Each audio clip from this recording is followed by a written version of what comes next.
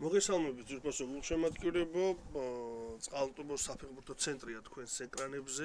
ეროვნული ლიგა 2-ზე შეგვეძლება საუბარი აქ ფანცვლაიას არაჩვეულებრივი გადაცემა და სწრაფ გოლთან ვიყავით ძალიან ახლოს, თუმცა რა თქმა უნდა არასდროს არ არის წყალტუბოში თამაში. ადვილი დემურ ჩიხლაძე ჩვეულ სტილში შორიდან ტანს კიდევ ერთხელ განმეორებით შესანიშნავი ტრაექტორია იყო კი თურმანიძე აკონტროლებდა ასე თუ ისე ვითარებას, მაგრამ ფაქტია რომ ძალიან ლამაზ გოლთან ვიყავით ახლოს და ამ სეზონში ეს იქნებოდა მეხუთე დემურ ჩიხლაძის შესრულებით შესანიშნავი დარტყმა, რომელიც ცილოსურო წარმატება ქართულ კლუბებს და კიდევ უფრო გაძლიერება არც ერთ ვარიანტში შესუსტება. აქ ფანცვლაია იყო ახლოს 5 მაისს, რომელიც 4-4 დასრულდა.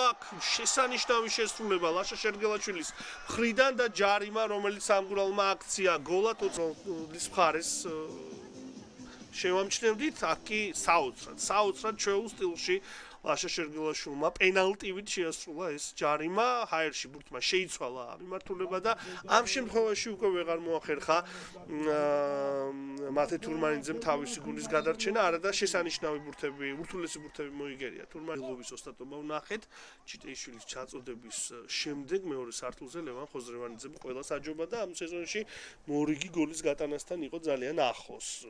მეხუთე გოლი გაიტანა ლაშა შერგელაშვილმა და დღევანდელ დღეზეც ვქით რომ განაცხადში 7 მოთამაშეა ბრაზილიიდან, აქ ერთ-ერთ მათგანს გოლის გატანაც შეეძლო. ამი შანსი მიეცა თუ მეოთხე არა გოლის გატანისა და თლად იდეალური თუ არ ეწოდება ყოველ შემთხვევაში არც ნაკლებია ამ ეპიზოდების ხარისხი და პერსპექტივები, ასე რომ არა თუ ერთი, არამედ რამდენიმე გოლის გატანასთან იყო გადაწყდება მესამე-მეოთხე პოზიციაზე მყოფი გუნდების ვინაობა. დემურ ჩიხლაძე შესანიშნავი დარტყმა, უკვე მეორე მცდელობა გოლის გატანა. აქ სივრცე დაუტოვეს ჩიხლაძეს და მას არაერთხელ უსარგებლია არა ამხელა სივრცით, არამედ გაცილებით მცირე სივრცითაც და გაცილებით შორიდანაც გაუტანია არაერთი ულამაზესი გოლი. მათ შორის ამ შეხვედრაშიც იყო ახლოს მსგავსი სტილის გოლის გატანასთან. ასე რომ 2-0-ის ნამგურალი პრინციპში ლოგიკურად იგებს ამ სხვაობით, უპირატესობა ნამდვილად იყო სამგურალის მხარეს.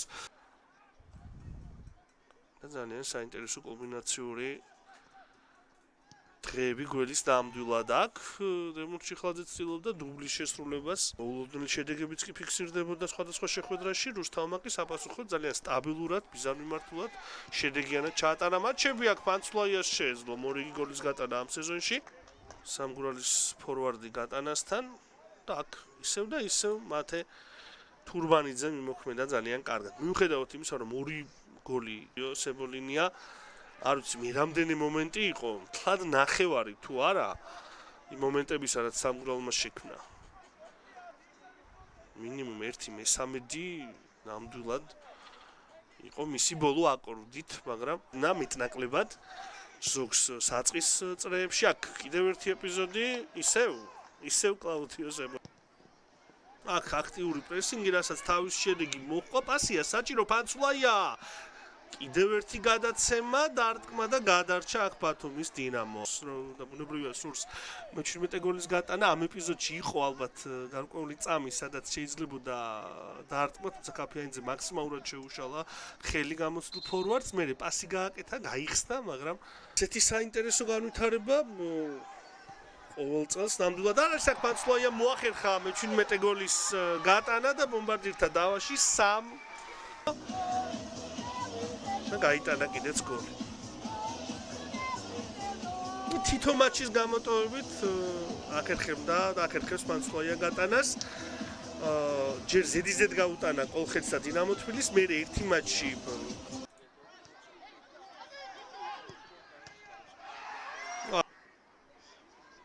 კიდევ ერთხელ განმეორებით ეს კომბინაცია ძალიან ახლოს იყო გატანასთან ველისოლი ამ ეპიზოდში, რომელიც თუ გაიტანდა მესამე გოლს, სადაც საქართველოს ნაკრებშიც არაერთი შეხვედრა ჩაუტარებია. კარგი და ლამაზი გოლი შეიძლება გავიდეს დრაში მის სადებიუტო მატჩში. კიდევ ერთხელ განმეორებით კარგად დაატრიალა ბურთი და როსტისლავ ბელოვს ალბათ გაუჭირდებოდა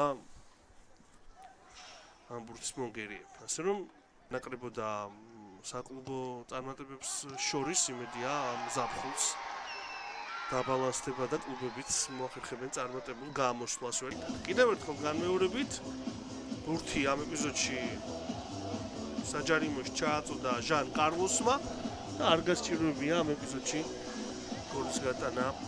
ცვლილებაზე შემოსულ ველისოლს ეს მისი პირველი მცდელობა არის. კიდევ ერთხელ განმეორებით, ძალიან მაჟორული სასია ყობა რევაზაშვილმა მისცა ნიშანი იმისა, რომ დღევანდელი მატჩი დასრულებულია, სამგურალმა ეს შეხვედრა მოიგო.